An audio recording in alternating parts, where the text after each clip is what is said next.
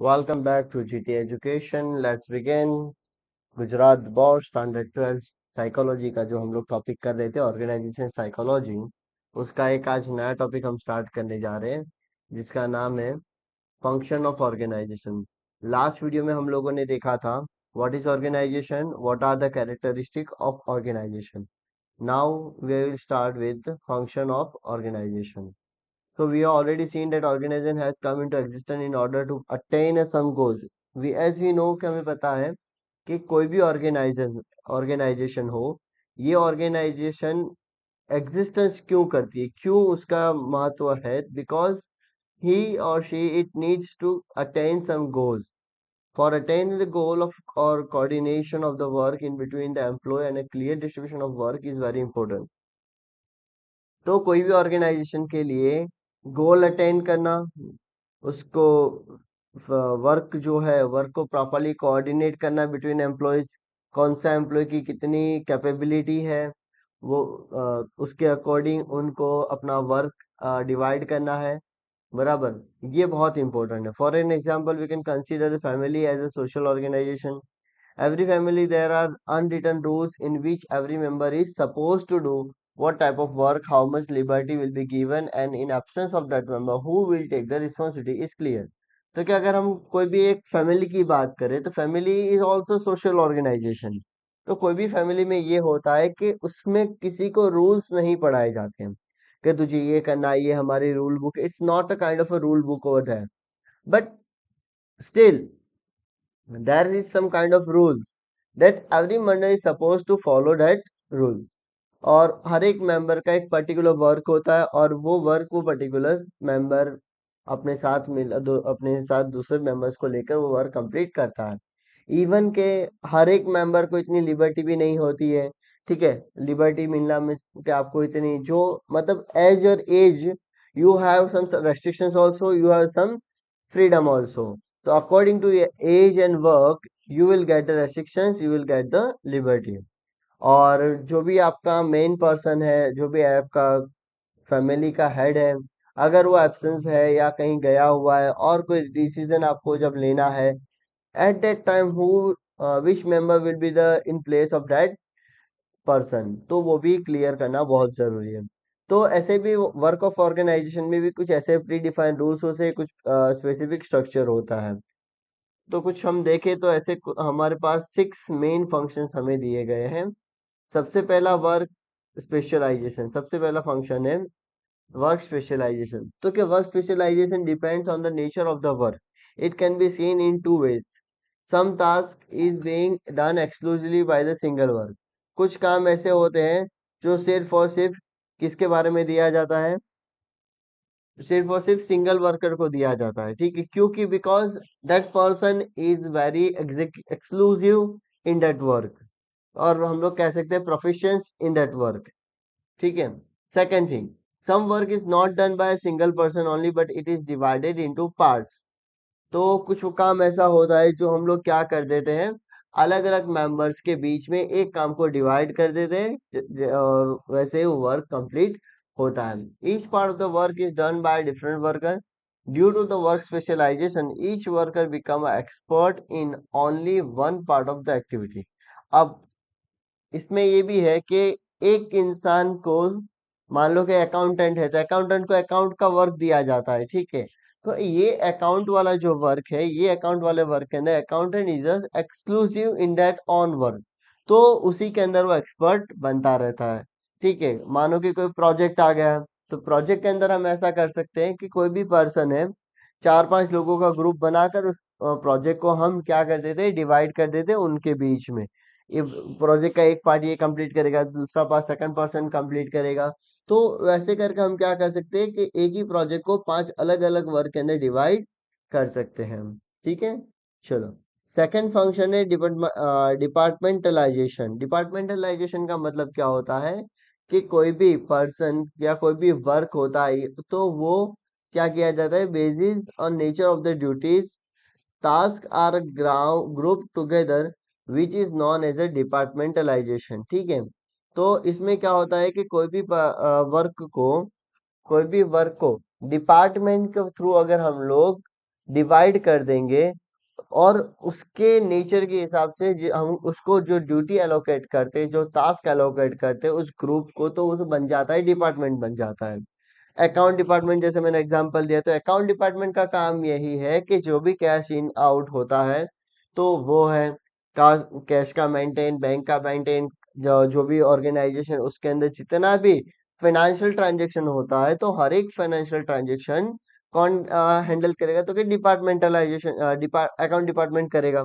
उसी तरह से अगर हम बात करें, एक वर्क है, फॉर एन एग्जांपल के अगर हम ले ले तो कोडिंग वर्क, ठीक है। तो एक पूरा ग्रुप है जिनका वर्क यही है कि उनको सिर्फ कोडिंग ही करना है, हर एक तरह का। एक ग्रुप ऐसा है, एक डिपार्टमेंट ऐसा है कि सिर्फ वो ग्राफिकली यूआई बनाता है, ठीक है। तो ऐसे अलग अलग डिपार्टमेंट बनाकर हम क्या कर सकते हैं कि हमारे ऑर्गेनाइजेशन को और पावरफुल बना सकते हैं। और ये जो डिपार्टमेंट है, जितने भी हमने जो भी हमारे ऑर्गेनाइजेशन के अंदर अलग अलग डिपार्टमेंट्स बनाए हुए, तो वो सारे डिपार्टमेंट को क्या करते हैं हम, कि भाई सारे डिपार्टमेंट एक दूसरे के साथ कोऑर्डिनेट करते रहेंगे। अगर एक दूसरे को कोऑर्डिनेट करेंगे तो they will get the such a perfect result. और जो ऑर्गेनाइजेशन की जो मेन चीज है, and that is what the goal of the organisation will be achieve very soon. Chain of command की अगर हम बात करें, थर्ड फंक्शन हमारे पास अवेलेबल है। It is directly related to the hierarchy from top to bottom position. तो ये कहाँ से होता है, तो कि टॉप लेवल के जो हमारे पर्सन होते हैं वहां से लेकर बॉटम लेवल की जो भी पर्सन है वहां तक एक हायरार्की जो बनती है उसे हम लोग चेन ऑफ कमांड कहते हैं। Such line of authority clarifies who report to whom. तो ये जो चेन है, ये जो लाइन है, ये डिफाइन करती है, क्लैरिफाई करती है कि कौन सा पर्सन किसको रिपोर्ट करेगा। फॉर एन एग्जांपल, प्रिंसिपल जो है वो एमडी को रिपोर्ट करेंगे, एमडी जो है वो सीई को रिपोर्ट करेंगे, टीचर्स जो है वो प्रिंसिपल को या वाइस प्रिंसिपल को रिपोर्ट करेंगे, वाइस प्रिंसिपल प्रिंसिपल को रिपोर्ट करेंगे। So this is the CEO, MD, principal और वाइस प्रिंसिपल एंड टीचर्स, ठीक है। और लास्ट में स्टूडेंट। तो स्टूडेंट का अगर कोई भी डिटेल हमें पहुंचाना है, ठीक है, प्रिंसिपल तक, तो student have to follow the some perfect chain, and that is the student, teacher, vice principal and the principal. तो इस तरह से पूरा चेन ऑफ कमांड यहाँ पर हमारा क्लियर होता है। It tells the worker whom to contact if there is a danger or a problem. Chain of command included two things. Number one, authority and number two, unity of a command. तो chain of command के अंदर दो चीज include करते हैं हम लोग। Number one होती है अथॉरिटी और नंबर टू होता है यूनिटी ऑफ अ कमांड। तो अथॉरिटी में क्या होता है, तो authority command is being a given an expectation regarding the following of the command is the right. बराबर। तो क्या कहा जाता है वहां पर कि जो अथॉरिटी होता है वो ये चेक करती है कि जो भी पर्टिकुलर आपको ऑर्डर दिया गया है या पर्टिकुलर एक्सपेक्टेशन है आपसे, वो प्रॉपरली फॉलो हो रही है कमांड के अकॉर्डिंग या नहीं, वो चेक करेंगे। Unity of command suggest that a subordinate should have one and only one higher authority to whom he directly reports. और यूनिटी क्या डिफाइन करती है कि जो भी सबऑर्डिनेट से जो भी लोअर लेवल के पर्सन है, उन लोअर लेवल पर्सन क्या करेगा, हायर लेवल पर्सन को प्रॉपरली हायर लेवल पर्सन को प्रॉपरली क्या करेगा, उसको ऑथोराइज करेगा, उसको आंसर। Span of control. अब स्पान ऑफ कंट्रोल में क्या होता है कि इसके अंदर हमें ये बताया गया, the number of subordinate and manager can effectively and efficiently service is called span of control. तो कहते हैं कि जो भी पर्टिकुलर पर्सन है, ठीक है, उसके कितने सबऑर्डिनेट्स है, वो मैनेजर कैन इफेक्टिवली और एफिशिएंटली उसको सुपरवाइज करता है, उसे कहते हैं स्पान ऑफ कंट्रोल। मतलब कि एक मैनेजर के पास उसके नीचे जो सबऑर्डिनेट्स है उसको कैसे मैनेज करता है प्रॉपरली, उसको इफेक्टिवली उससे वर्क करवाता है और पॉजिटिव वे में उसको उनका जो माइंडसेट है वो सेट करता है, तो उसे हम लोग कहेंगे स्पान ऑफ कंट्रोल कहेंगे। If a span of is too wide, the manager will be hard pressed for the time and so will be unable to provide a support and a leadership to many subordinates. But if the span is too small, the company will need the many managers, which is a pro costly. तो कहते हैं कि अगर आपका जो span of control है, ठीक है, स्पान इज टू वाइड, तो manager will be hard press for time and so will be unable to provide a support and a leadership to many subordinate. तो कहते हैं कि स्पान जितना बड़ा होगा मैनेजर के लिए उतना ही हार्ड होगा, और स्पान जितना छोटा होगा, small the company will need the many managers which will prove costly. ठीक है, तो स्पान ऑफ कंट्रोल उसके सबऑर्डिनेट्स के ऊपर डिपेंडेंट रहता है। उसके बाद हमारे पास टॉपिक है नंबर 5 जो है हमारा, वो है सेंट्रलाइजेशन। सेंट्रलाइजेशन और decentralization level of an organization depend on the involvement of the employee in the function of the organization. तो सेंट्रलाइजेशन और डिसेंट्रलाइजेशन लेवल ऑफ ऑर्गेनाइजेशन ऐसा है कि डिपेंड करता है on the involvement of the employee in the function of the organization. तो कि जो पर्टिकुलर और लेवल ऑफ ऑर्गेनाइजेशन है वो डिपेंड करता है किसके अंदर इन्वॉल्वमेंट करता है, कि जो एम्प्लॉय है उस एम्प्लॉय वो किस तरह से फंक्शन करता है। ठीक है। Centralization mean the top manager make all the decision and the subordinate merely carry out the managers directives. तो सेंट्रलाइजेशन मतलब क्या होता है कि जो टॉप मैनेजर जो होता है मेक ऑल द डिसीजन, जो टॉप लेवल का जो पर्सन होता है वो सारे डिसीजन लेता है, और the subordinate merely carry out managers directives, और उसके जो सबऑर्डिनेट्स होते हैं वो इस रूल को या उसने जो भी डिसीजन लिया उसको प्रॉपरली फॉलो करेंगे। In decentralisation organisation all employ connect with the task are given the power to decide. और डिसेंट्रलाइजेशन में क्या होता है कि जो भी एम्प्लॉय होते हैं वो कनेक्टेड होते हैं टास्क के साथ और उसके अकॉर्डिंग उनको पावर मिलता है। Each worker can take a decision at his level, thus the power to decide distributed. तो डिसेंट्रलाइजेशन में क्या होता है कि अलग अलग एम्प्लॉय को अलग अलग पावर दिया जाता है according to that task. In decentralize organization employees are given right and step for taken for the empowerment of them. तो डिसेंट्रलाइजेशन के अंदर क्या होता है कि जो भी ऑर्गेनाइजेशन होते हैं, ठीक है, उसके अंदर एम्प्लॉयज को कुछ राइट्स दिए जाते हैं और according to that they take a step for the empowerment for the self. अपने आप को एम्पावर करने के लिए उनको ही कुछ राइट्स दिए जाते हैं। But in order to get a good result decentralize arrangement system should be continuously evaluated. तो हमने ये देखा कि भाई सेंट्रलाइज के अंदर क्या होता है कि एक ही पर्सन है वही सारे डिसीजन लेगा, जबकि डिसेंट्रलाइजेशन के अंदर क्या दिया जाता है कि पर्टिकुलर पर्सन को अलग अलग तरह से उनको पावर दिए जाए ताकि वो अपने लेवल पर एक डिसीजन ले सके। ठीक है।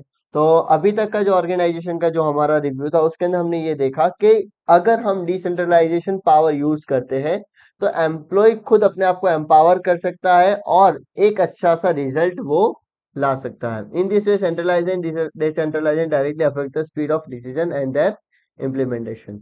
उसके बाद सिक्स जो हमारा फंक्शन है, सिक्स फंक्शन हमारा फॉर्मलाइजेशन है। ये हमारा फंक्शन ऑफ ऑर्गेनाइजेशन का लास्ट फंक्शन रहेगा। In this type of system an employee gets least freedom in playing his role. तो फॉर्मलाइजेशन के अंदर क्या होता है कि कोई भी पर्टिकुलर एम्प्लॉय है उनको फ्रीडम बहुत कम मिलेगी। Assign task is to be done by the same method and uniformly every time. जो भी उनको काम दिया जाता है उसके लिए जो मेथड डिसाइडेड है वही मेथड, आप कुछ नया नहीं सोच सकते हैं। Then we can say formalization of the organize is being done. तो तभी हम कह पाएंगे कि फॉर्मलाइजेशन होता है। अभी हर एक कंपनी का एक पर्टिकुलर रोल होता है, हर एक एक रूल होता है और उस रूल के अकॉर्डिंग उनको वर्क करना होता है। तो मान लो कि एक कंपनी है जो बार बार एक ही मेथड से हर एक काम करवाती है सबसे, ठीक है, उनके पास कुछ नया सोचने के लिए कुछ नहीं है, तो एट दैट टाइम क्या होगा, employee will stuck at somewhere. बराबर।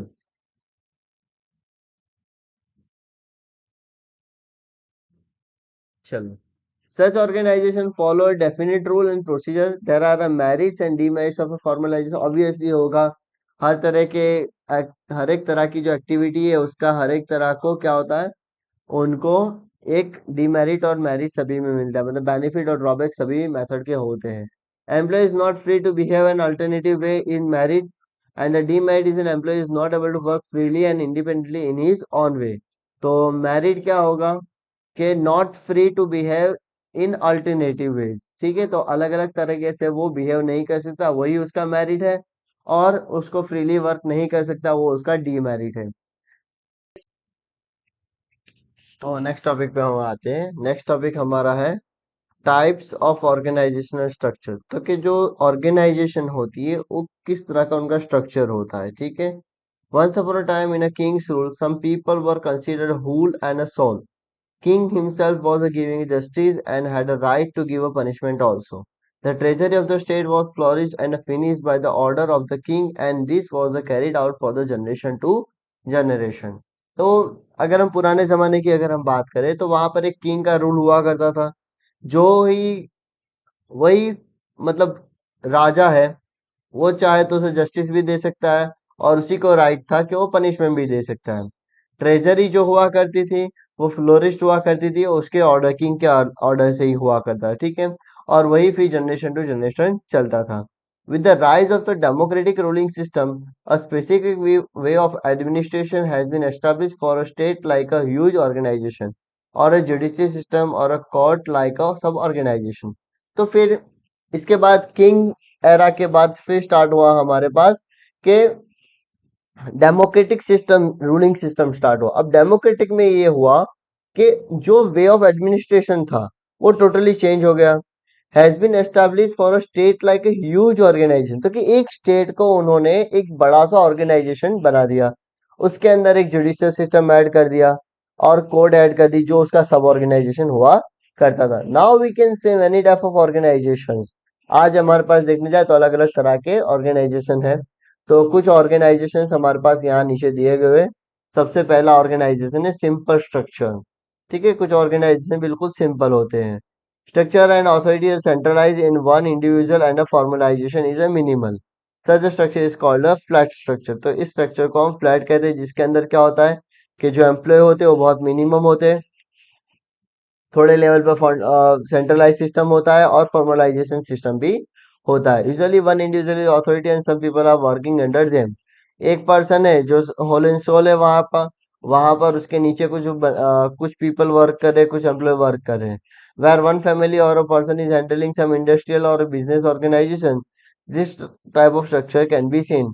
तो कोई कैसी एक फैमिली, बड़ी सी फैमिली है, ठीक है, और वही फैमिली पूरी इंडस्ट्री संभाल रही है, तो क्या हुआ कि वो फैमिली एक अथॉरिटी हो गए और उनके नीचे काम करने वाले लोग उनके एम्प्लॉय हो गए।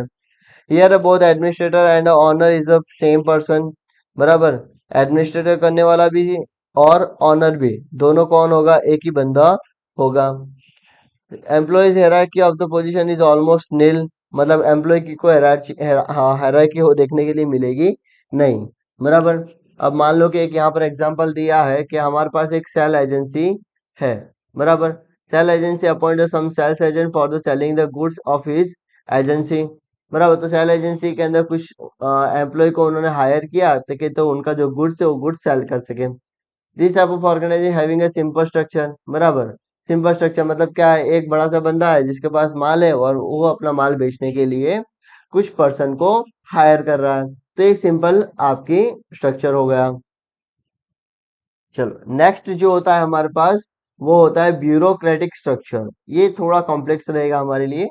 Function of the organization runs according to laws, ठीक है। तो यहाँ पर ब्यूरोक्रेटिक स्ट्रक्चर के अंदर क्या होता है, लॉ रूल्स रेगुलेशन के अकॉर्डिंग वो पूरा वर्क करता है, ठीक है। फॉर्मल स्ट्रक्चर होता है, रूल्स होते हैं उनके, कुछ रेगुलेशंस वगैरह होते हैं, इसे हम लोग ब्यूरोक्रेटिक स्ट्रक्चर कहते हैं। Here the rules regarding who is suppose to do what type of work and what not to be done are a fix, ठीक है। कौन से पर्सन को क्या वर्क करना है, कौन से को नहीं, कौन सा वर्क नहीं करना है, वो फिक्स होता है। यहाँ पर हम ऐसा नहीं कह सकते भाई इस बंदे को ऐसा वर्क करना है तो ये ऐसा भी कर सकता है, नो। यहाँ पर हर एक एम्प्लॉय को एक टास्क और एक वर्क असाइन कर दिया गया है और उसी टास्क और वर्क के अकॉर्डिंग वो अपना वर्क कंप्लीट करता है। वो किसी और का वर्क कंप्लीट नहीं कर सकता और कोई और उसका वर्क कंप्लीट नहीं कर सकता। ज्यादातर जो गवर्नमेंट ऑफिस होती है, सेमी गवर्नमेंट ऑफिस होती है, वो ब्यूरोक्रेटिक स्ट्रक्चर के एक एग्जाम्पल है। Here everyone is having a specific responsibility and a power, and on that basis chain of a command is established। तो क्या होता है कि everyone, सभी के पास एक रिस्पॉन्सिबिलिटी और पावर है और उसके अकॉर्डिंग वो अपनी चेन ऑफ कमांड एस्टेब्लिश करते हैं। Liberty to take the decision by going out structure is very less. तो लिबर्टी जो है डिसीजन लेने की वो बहुत लेस होती है यहाँ पर। बिगेस्ट वीकनेस क्या होती है स्ट्रक्चर की, it is a strictly adheres to rule, वो कंपल्सरी अपने रूल्स को ही फॉलो करेंगे। So when special case arise which do not fit the rules decision are postponed. तो कभी कभी ऐसा होता है कि कोई स्पेशल केस के अंदर क्या किया जाता है कि उस रूल को ही हमें फॉलो करना होता है, तब एक डिसीजन जो आता है वो पोस्टपोन होता है।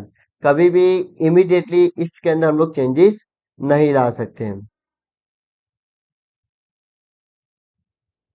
नेक्स्ट हमारे पास, सॉरी, नेक्स्ट हमारे पास है matrix structure.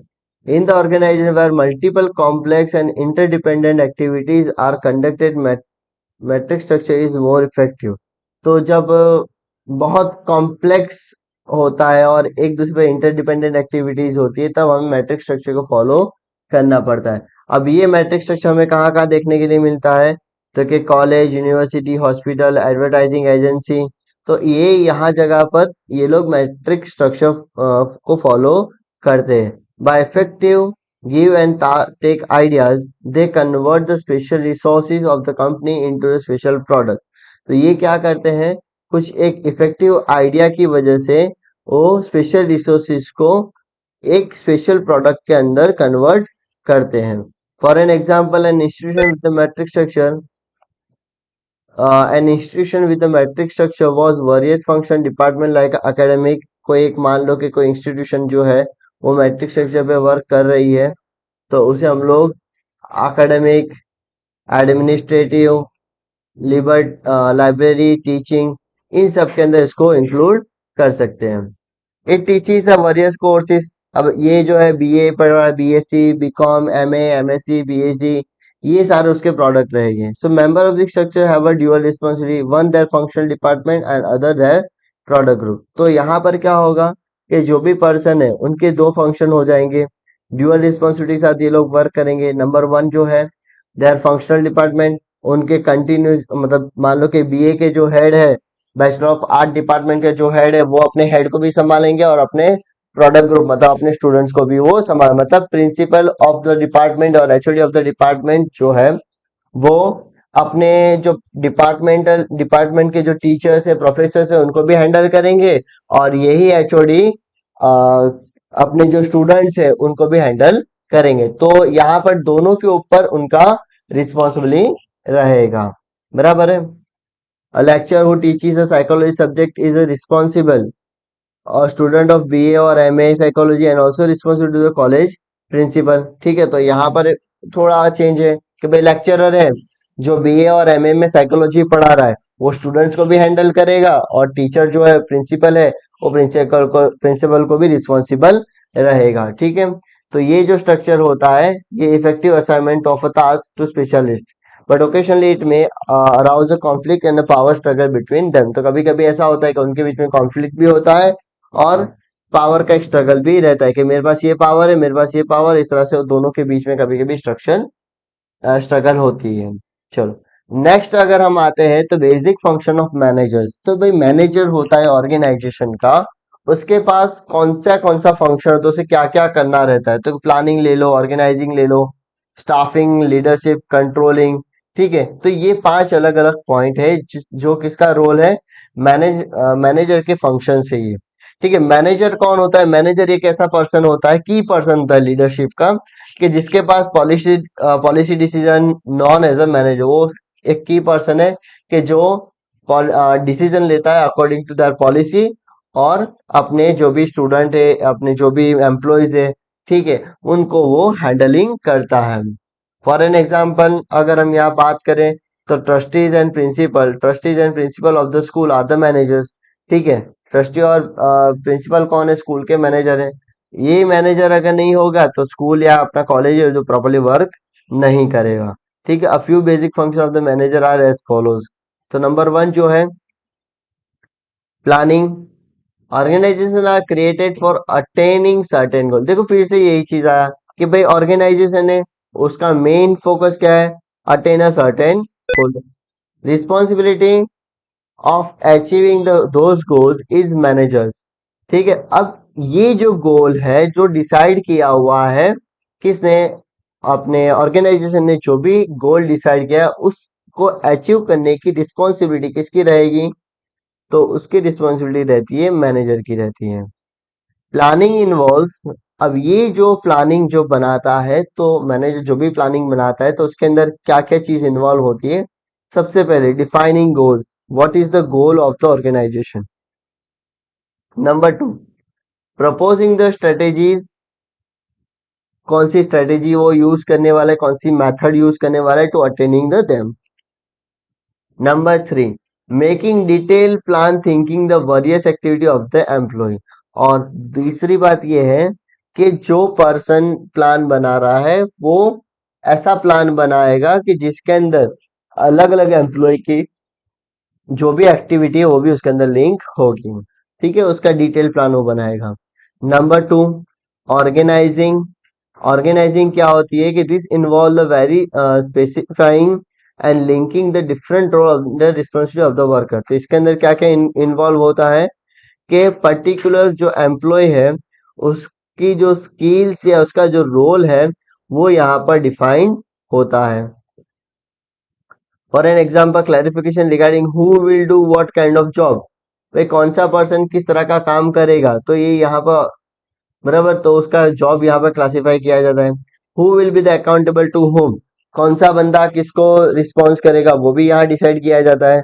Who will take a decision, भाई कौन सा बंदा जो डिपार्टमेंट का हेड है और वो डिसीजन लेगा, कौन से सिचुएशन के अंदर कौन सा एम्प्लॉय डिसीजन ले सकता है, तो ये जो सारी बातें that is called the organising. Number three, staffing. चलो, selecting and recruiting employ is also responsible of a manager. तो कि भाई कोई भी पर्सन है, वो पर्सन क्या करता है कि मैनेजर है, वो मैनेजर रिक्रूट करेगा पर्सन को और उसको सिलेक्ट करेगा एम्प्लॉय को। ठीक है, तो उसको पता होना चाहिए कि मेरे पास कौन सी जॉब या कौन सी वैकेंसीज है, कौन से प्लेस पर मुझे कौन सा बंदा चाहिए, किस तरह का बंदा चाहिए। तो ये जो सारी बातें हैं ये आता है स्टाफ अपॉइंटिंग के अंदर।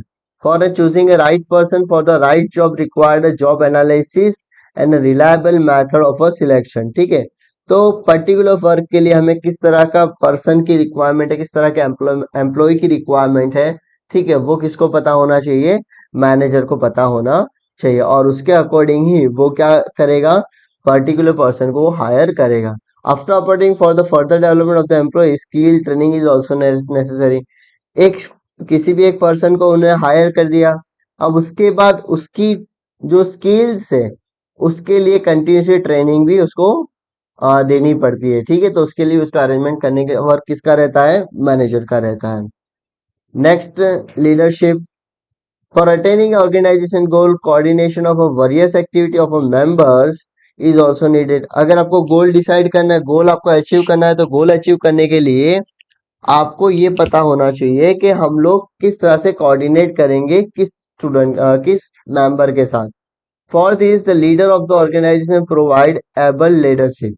तो उसी के लिए लीडर्स डिसाइड किए जाते हैं, बराबर, लीडरशिप के लिए लीडर्स डिसाइड किया है। In which motivating the people after appointing them. तो ये जो लीडर क्या करता है कि अपॉइंट करने के बाद उसको कंटिन्यूसली मोटिवेट करता रहता है, उनको डायरेक्ट करता रहता है, उनको डेवलप करने में हेल्प करता है अपने आप को, और अलग अलग कम्युनिकेशन वे भी उसका डिसाइड वो करता है। ठीक है, नंबर 5 जो है वो है controlling. After the organization objective and goal are determined. एक बार आपका ऑर्गेनाइजेशन का ऑब्जेक्टिव क्या है, आपने ऑर्गेनाइजेशन जो है वो क्यों बनाई है, क्या पर्पस से बनाई है, उसकी गोल क्या है, ये सारा डिटरमाइन करने के बाद आपने डेवलपमेंटल प्लान भी आपने प्रिपेयर कर दिए, आपका एक स्ट्रक्चर जो है वो भी आपने डिसाइड कर दिया, आपके जो एम्प्लॉयज है वो भी आपने सिलेक्ट कर दिए, आप हर एक को टास्क कोऑर्डिनेट भी कर दिया, their work and making them perform as per the target. सबको इस तरह से टारगेट जो दिया है वो टारगेट पर उनको काम करने के लिए उनको असाइन भी कर दिया आपने, बराबर। If the employees fall short of that target, मान लो कि कोई पर्सन है, कोई एम्प्लॉय, उसको एक वर्क दिया गया है लेकिन वो वर्क कंप्लीट करने में वो थोड़ा पीछे रह जाता है, वो गोल तक पहुंच नहीं पाता, अपना टारगेट वो फुलफिल नहीं कर पाता है, तो it become the task of a management to implement the mechanism to bring them back on the right track. ठीक है, तो अब ये मैनेजमेंट का वर्क है कि उस बंदे को जो अपने ट्रैक से हटा हुआ है, अपने टारगेट को कंप्लीट नहीं कर पा रहा है, उनको जो टारगेट दिया गया है वो टारगेट को कंप्लीट नहीं कर पा रहा है, तो जो एम्प्लॉय ये वर्क करता है तो उसको फिर से राइट ट्रैक पर लाने की जो रिस्पॉन्सिबिलिटी है वो किसकी रहेगी? तो क्या वो रिस्पॉन्सिबिलिटी रहेगी मैनेजमेंट की रहेगी।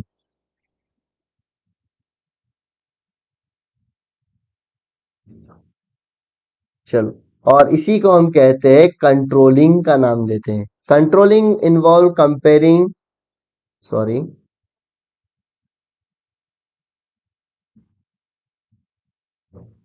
Controlling involve comparing. कंट्रोलिंग के अंदर क्या क्या आता है कि कंपेयर करना, उसको इवोल्यूएट करना, उसको इम्प्रूव करना उनके परफॉर्मेंस को। Control is achieve by the rewarding good and punishing bad performance. ठीक है, तो कंट्रोलिंग हम कैसे कर सकते हैं कि जो बंदा, जो भी एम्प्लॉय है वो प्रॉपरली अच्छा वर्क कर रहा है तो उसको रिवॉर्ड करना चाहिए, और जो पर बंदा जो है वो पनिश परफेक्टली वर्क नहीं कर रहा है, बैड परफॉर्मेंस है, तो उसको पनिश करना चाहिए। तो ये था आज का हमारा पूरा टॉपिक। कल हम एक नए टॉपिक के साथ फिर मिलेंगे। Thank you very much.